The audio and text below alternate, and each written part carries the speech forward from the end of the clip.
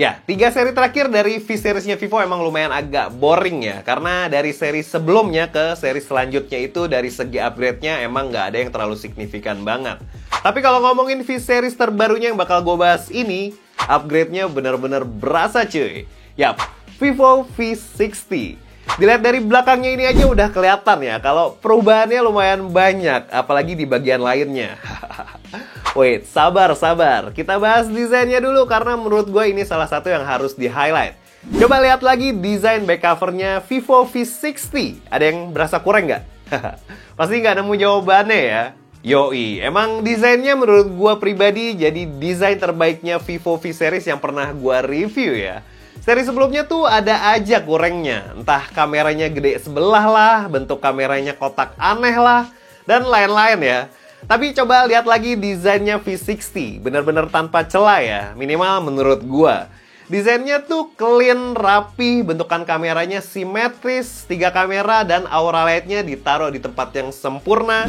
Warna spotlight grey-nya ini bener-bener ngangkat derajat HP ini jadi kelihatan lebih mahal ya. Karena emang desainnya mirip banget sama Vivo X200 FE yang nggak keluar sampai saat ini di Indonesia. Dipegangnya pun makin mantap gara-gara sekarang material back covernya itu udah pakai kaca. Finishingnya benar-benar mirip banget sama Vivo X200 Pro cuy. Gila ya, mantap banget nih. Dan di bagian tepinya ini ada sedikit lengkungan ya. Otomatis kalau dipegang HP ini tanpa case ya pasti nyaman banget. Tapi kalau lu kurang cocok sama varian warna spotlight grey-nya ini, ada juga pilihan warna lain di Festive Purple. Yang warnanya ungunya itu agak bergendi gitu. Ada juga pilihan warna Dancing Blue. Pas lagi megang-megang HP ini tuh gue rada notice ya kalau HP ini tuh cukup tipis. Pantesan aja karena ketebalannya cuma di 7,53 mm. Ya emang HP tipis biasanya ada aja yang dikorbanin, terutama dari kapasitas baterainya. Logikanya karena ruangnya buat naruh baterai itu pasti berkurang. Tapi Vivo nggak pakai logika tadi buat bikin HP ini. Udah setipis ini aja kapasitas baterainya gede banget. Ada di 6500 mAh Blue Volt battery. Buat ketahanannya nanti bakal kita bahas ya. Nah, pindah ke depan kalau lo nggak suka layar curve karena sering kesentuh nggak sengaja. Atau nggak suka layar flat karena feel dipegangnya sakit, Vivo ngasih solusi dengan desain layar quad curve di V60. Jadi benar-benar cuma di bagian pinggirannya aja di semua sisinya yang sedikit melengkung. Pengalaman gue sih pakai desain layar yang sama di Vivo X200 sih bener-bener nggak ada komplain ya. Disentuh di bagian pinggirnya masih tetap responsif, terus yang jual tempered glass aftermarketnya juga banyak banget. Jadi bisa lebih leluasa ya buat milih pelindung layarnya. Nah, buat bezel layarnya sendiri menurut gue dia udah cukup tipis dan simetris ya di semua sisinya.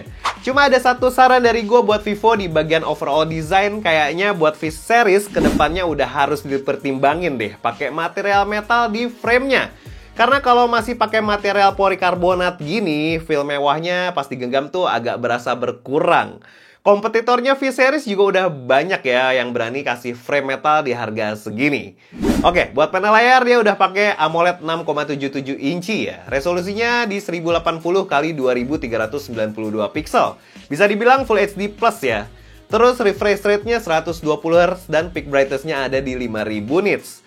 Udah dukung HDR10 Plus dan perlindungannya udah pakai Scott Sensation Core. Buat dipakai nonton warnanya cukup nonjok ya, vibrant, vivid, tapi tetap adem. Jadi nggak sampai bikin sakit mata kalau lihat layarnya lama-lama. Dipakai di bawah terik sinar matahari pun layarnya masih jelas banget buat dilihat. Buat ngegame aman-aman aja ya, nggak ada masalah. Respon layarnya bagus. Karena layarnya udah AMOLED, jadi udah standar lah ya. Fingerprint scanner buat buka kunci udah ada di dalam layar. Dan cepet pula buat baca sidik jarinya. Yang gue rasain upgrade dari seri sebelumnya ada di speakernya cuy. Sekarang tuh suaranya sedikit lebih berasa bassnya ya. Area high-nya juga nggak terlalu ngecering. Jadi didengarnya tuh masih nyaman, nggak ada kesan-kesan cemprengnya. Nah, dari segi performance, Vivo V60 jadi yang pertama di Indonesia yang ngebawa Snapdragon 7 Gen 4. Didukung RAM 12GB LPDDR4X dan internal storage 256GB UFS 2.2. Ya emang nggak salah sih kalau banyak yang bilang tuh di harga segini harusnya udah pakai UFS 3 bang. Tapi coba pikirin lagi deh. Apakah sesering itu lo pindahin data dari HP ke external memory atau ke PC? Gua aja yang kerjaannya bikin konten, kebanyakan mindahin data pakai quick share ke PC atau ke HP lain. Jarang banget via kabel. So, buat gue pribadi, UFS 2.2 yang ada di Vivo V60 bukan jadi deal breaker ya. Tapi kalau kedepannya Vivo bisa ngasih UFS 3, ya nice to have. Nah, buat skor Antutunya Vivo V60 bisa dapat di atas 1 juta ya cuy. Terus CPU throttling 30 menit bener-bener nggak ada throttling sama sekali. Nggak ada panas-panasnya nih SoC. Nah, buat main Mobile Legends dia dapat settingan max grafiknya itu ada di Ultra Super. Pas main sih emang bener-bener nggak ada komplain sama sekali buat si 7 Gen 4-nya. Bener-bener no drama di game ini, lancar banget. Mungkin kalau kebuka 120 fps menurut gue juga bakal lancar aja sih. Karena suhunya juga adem banget ya. Dan dapat rata-rata fps-nya itu di 88,8 fps ya. Terus PUBG Mobile dapat di settingan max-nya itu ada di HDR Extreme. Agak sayang ya karena gue yakin banget kalau 90 fps-nya kebuka, 7 Gen 4 harusnya masih sanggup. Tapi apapun itu pas main lancar banget ya. Minim banget frame drop. Drop FPS maksimalnya itu cuma di 45 fps. Pas main game suhunya juga aman banget. Ya padahal pas main game ini AC di studio gue matiin karena mau tahu dia bakal sepanas apa. Ternyata aman banget, cuma ada di 40-an derajat aja. Dan dia dapat rata-rata FPS-nya di 59,4 fps cuy. Langsung kita tes Wuthering Wave ya. Gua taruh di settingan grafiknya itu di balance 60 fps.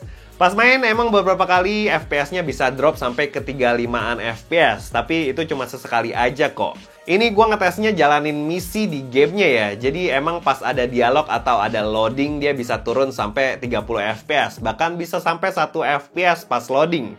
Tapi pas in-game mah lancar banget. Nah, main game berat gini otomatis SoC-nya bekerja berat juga ya cuy. Makanya suhunya di HP itu bisa sampai 42,3 derajat.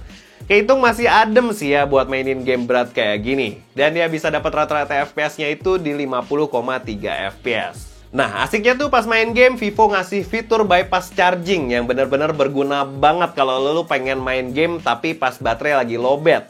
Tinggal charge aja HP-nya dan lo nggak perlu worry baterai health-nya bakal cepet turun karena ada fitur bypass-nya ini ya. Tapi sepengalaman gue pakai HP ini selama 2 minggu, HP ini bener-bener jarang minta dicas coy. Karena baterai 6500 mAh Blue Volt baterainya ini awet banget. Bahkan gue ngetesnya lumayan berat ya, kayak main PUBG, Wuthering Wave, terus nonton dan lain-lain, dia bisa dapat SOT itu di atas 10 jam. Dan screen off time-nya hampir 3 hari cuy. Gokil banget emang ini baterai nih. Terus buat ngecasnya juga udah kencang banget di 90 watt flash charge. Dan dia bisa menuhin baterai jumbonya ini cuma dalam waktu 1 jam 5 menit aja. Edun. Nah, buat UI dia masih pakai Fantouch OS 15 based on Android 15 ya, bukan Origin OS. Yang infonya sih bakal dapat 4 kali update software dan 6 tahun security patch. Lama ya. Nah, terus di Fantouch OS 15 ini fitur AI-nya juga cukup banyak coy. Yang pertama yang benar-benar bisa kepake banget buat gue adalah AI Captions. Jadi gue lagi sering banget nih nonton channelnya Ben Parks yang ngebahas sepatu running. Dan kadang-kadang ada aja bahasa yang gue nggak ngerti karena ya aksennya British banget. Tinggal nyalain AI Captionnya aja di control center dan dia langsung terjemahin ke bahasa Indonesia. Asik banget ya. Terus ada juga AI Screen Translate buat terjemahin artikel yang kita baca di website atau dimanapun. Ada juga AI Smart Call Assistant dan beberapa fitur AI dari Google ya, kayak Gemini dan Circle to Search. Dan masih banyak lagi sebenarnya fitur AI di bagian kamera yang nanti bakalan gue bahas. Nah, satu sektor yang menurut gue dapat upgrade yang cukup masif ada di kameranya cuy.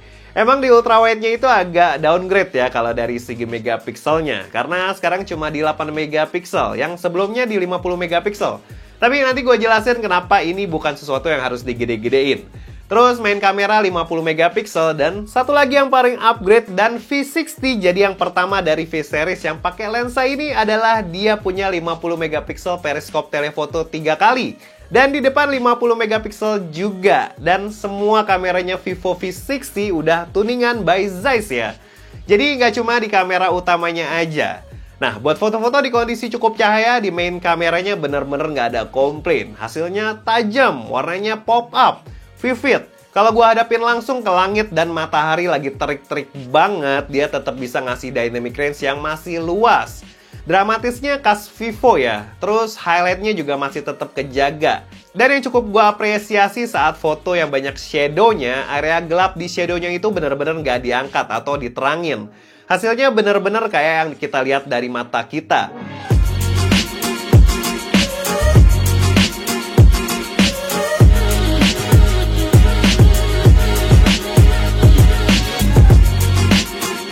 Di sini juga disediain filter basic style ya dari Zeiss ya. Ada Zeiss Texture, Zeiss Vivid, dan Zeiss Natural. Ada juga filter personalized style kalau lo mau explore selain filter Zeiss-nya tadi. Buat kamera ultrawide-nya yang ada downgrade sebenarnya bukan masalah serius ya. Karena biasanya gua dan mungkin kebanyakan orang kalau foto-foto pakai kamera ultrawide tuh paling cuma di mode auto. Yang mana cuma 12 megapiksel. Jarang banget kan nyalain 50 megapiksel high resolution-nya. Ngaku, pasti bener kan? Jadi hasilnya emang nggak bakal sejauh itu emang. Tetap bisa ngasih detail yang masih ke kategorinya itu oke lah ya. Di beberapa kondisi warnanya juga emang ada sedikit shifting kalau dibanding sama kamera ultramanya. Tapi kadang di beberapa kondisi hasilnya juga bisa lumayan identik. Nah, yang menurut gua makin asik ngulik kameranya Vivo V60 karena sekarang ada kamera teleperiskopnya. Jadi bisa dapat dimensi foto yang lebih beragam. Hasil foto di 3 kalinya masih tajam ya, apalagi kalau pakai Zeiss Natural. Warnanya tuh bener-bener dramatis, estetik banget.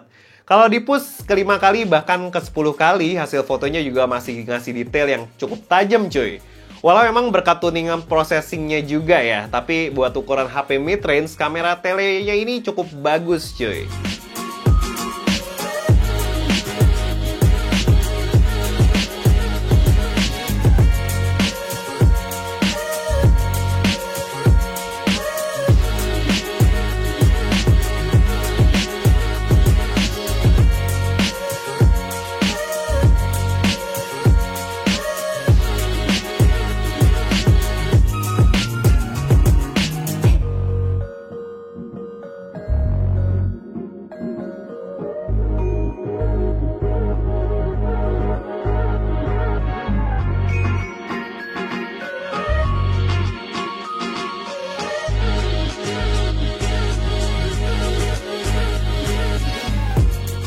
Nah, ada juga mode Zeiss Multifocal Portrait.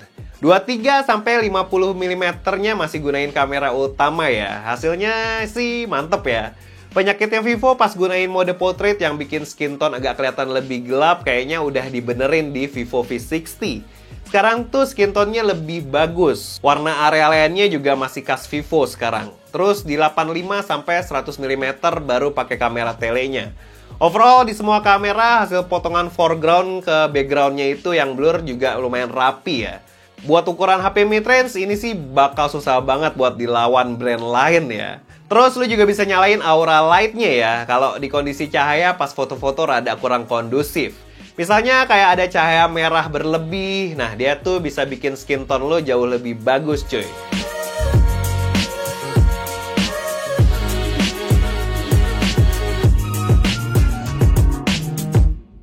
Nah, mumpung ngomongin portrait mode, di sini juga lo dikasih fitur AI for season cuy. Jadi kalau dipakai fitur ini tuh background di foto lo bisa diubah jadi musim semi, musim gugur, musim panas, sampai musim dingin bersalju. Dan hasilnya termasuk yang bagus banget ya.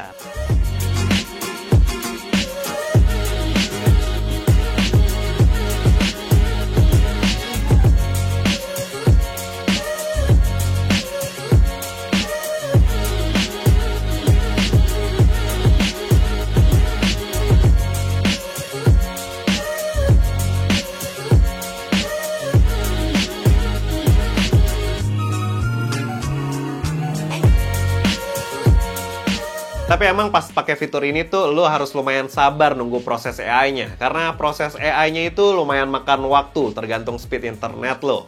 Kayaknya gue butuh bikin video khusus nih ya buat bahas kameranya V60. Karena masih banyak banget yang bisa dieksplor. Oke, ini adalah contoh video dari Vivo V60 ya. Ini di resolusi 1080p 30 fps dengan standar stabilization. Jadi nggak dimatiin tapi standar aja stabilisasinya. Dan itu dynamic range-nya cakep banget ya. Ini padahal kesorot sinar matahari banget loh. Panas banget loh, ini jam 2. Ya, jam 2 siang. ini panas banget. Dan kalau misalnya di 1080p 30 fps tuh dia bisa dipindah di 0,6, di 1 dan di 3 ya. Di zoomnya bisa sampai ke 15 kali. Nah, bisa sampai 15 kali tuh. Oke, kayak gitu. Sedikit aja kalau di 1080p 30 fps dia juga bisa ke kamera depan dan pindah ke kamera belakang ke 0,6 ke 3 kali bisa juga. Ke satu lagi. Terus kalau misalnya kita bawa jalan, ini sebenarnya udah stabil banget ya. Jadi ada fitur ultra stabilisasi memang, tapi nggak perlu dinyalain karena ini udah stabil cuy. Tapi kalau misalnya kalian mau lihat boleh ya. Nah ini gue berhenti dulu. Nah segini, nanti kita lihat ke point of view-nya tambah sempit apa enggak. Nah ini ultra stabilization-nya nyala. Kalau kita lihat sedikit tambah sempit ya, tapi memang dia lebih stabil. Dynamic range masih dramatis banget ya. Dramatis banget itunya dynamic range-nya. Nah, buat warna cakep ya. Hijaunya cakep banget. Dan mirip banget sama yang gue lihat. Kita pindah ke 60 fps ya. Oke, ini di 1080p 60 fps. Kalau kita lihat di sini dynamic range-nya juga masih bagus ya. Masih cakep banget. Kita agak ngadem dikit, panas banget cuy. Nah ini kalau gua saranin sih ultra stabilization-nya nggak usah dinyalain. Jadi standar stabilisasi aja karena dia udah stabil ya. Jadi ultranya nggak perlu dinyalain. Nah tapi kalau di 60 fps sayangnya dia tidak bisa pindah-pindah ke lensa ya. Nah itu cuma digital zoom aja sampai 2 kali. Nggak bisa pindah ke 0,6 dan ke 3 ya. Sampai ke 2,9 kali. Kayak gitu. Sayang banget. Padahal kalau 60 fps nya bisa asik nih pindah-pindah lensa. Dan dia juga nggak bisa pindah lensa ke kamera depan ya. Oke, kita cobain di 4K. Dan ini dia di 4K 30 fps dengan standar stabilisasi ya. Dynamic range tetap bagus. Tuh, foregroundnya terang, langitnya juga masih teksturnya masih kelihatan banget, kelihatan jelas banget. Tapi sayangnya di sini juga nggak bisa ganti-ganti lensa ya. Infonya sih bakalan bisa nih di bulan Oktober nanti ada update. Dia bisa pindah-pindah lensa di 4K 30 fps. Jadi bisa pindah ke kamera belakang, terus kamera ultrawide dan kamera telenya. Katanya sih gitu infonya. Coba nanti kita lihat lagi ya di bulan Oktober apakah update-nya ada dan benar bisa pindah-pindah kamera. Di sini warnanya gue suka ya. Memang agak sedikit lebih hijau sih, tapi termasuk yang cukup akurat. Kayak gitu. Kita pindah ke kamera selfie-nya ya. Nah, ini di 1080p 60 fps. Yang gue pertanyakan dari Vivo V60 di kamera depannya bisa 1080 60 fps, di kamera belakangnya bisa 1080p 60 fps. Tapi nggak bisa di ultrawide. Kenapa nggak bisa di switch aja gitu ya, kamera depan, kamera belakang, tapi memang nggak perlu di kamera telenya. Harusnya bisa kali ya dari software update diaktifin fitur kayak gitunya buat switch kamera, karena kalau di 60 fps dia nggak bisa switch ke kamera, switch kamera belakang. Jadi kalau misalnya di depan ya di depan aja, di belakang aja. Kayak gitu. Misalnya kalau kalian ngevlog juga point of view-nya kayak gini, lumayan nggak terlalu deket ya, cukup luas. Jadi buat ngevlog enak. Ini gue tangannya nggak terlalu yang terus banget. Kalau misalnya lurus banget segini aja, asik kok. Kita pindah 4K-nya, dia bisa 4K juga ternyata. Nah ini di 4K 30 fps. Nah ini juga di 4K 30 fps juga nggak bisa pindah-pindah ke kamera belakang ya. Jadi sayang banget, harusnya bisa nih. Nah, semoga nanti update Oktober fitur ini aktif ya, karena kalau misalnya lagi ngerekam di 1080p 60 terus 4K 30, sayang banget kalau misalnya nggak bisa pindah-pindah ke kamera belakang. Padahal asik kalau bisa. Ya kayak gitu, udah semua kita cobain di semua resolusi, di semua kameranya. Jadi langsung aja kita balik ke studio. So menurut gue Vivo V60 emang ngasih upgrade yang benar-benar signifikan ya. Dari kameranya aja sekarang udah fun banget buat dipakai berkat kamera teleperiskopnya dan fitur AI di kameranya. Terus fitur AI buat productivity juga melimpah, update OS panjang, baterai gede badak dengan charger super ngebut. Terus performa Snapdragon 7 Gen 4-nya cukup bisa muasin gua sebagai gamers. Walau ada sedikit kekurangan di kamera ultrawide dan penggunaan UFS 2.2. Tapi buat gua itu bukan suatu deal breaker yang bisa bikin batal beli Vivo V60. Ini literally kekurangan yang bisa dimaafkan banget karena kelebihannya jauh lebih banyak. So, kalau kalian minat sama HP ini, boleh langsung cek link pembeliannya di kolom deskripsi ya. Atau di bawah sini juga ada. Dan yaudah, segitu aja review Techindo buat Vivo V60. Makasih banget buat kalian yang nonton video ini dari awal sampai akhir. Jangan lupa like video ini kalau suka dan share video ini ke teman-teman kalian yang membutuhkan. Jangan lupa juga buat subscribe channel ini kalau belum, follow juga IG dan TikTok kita. Gue Rini pamit. Ciao. Stay safe. Stay safe.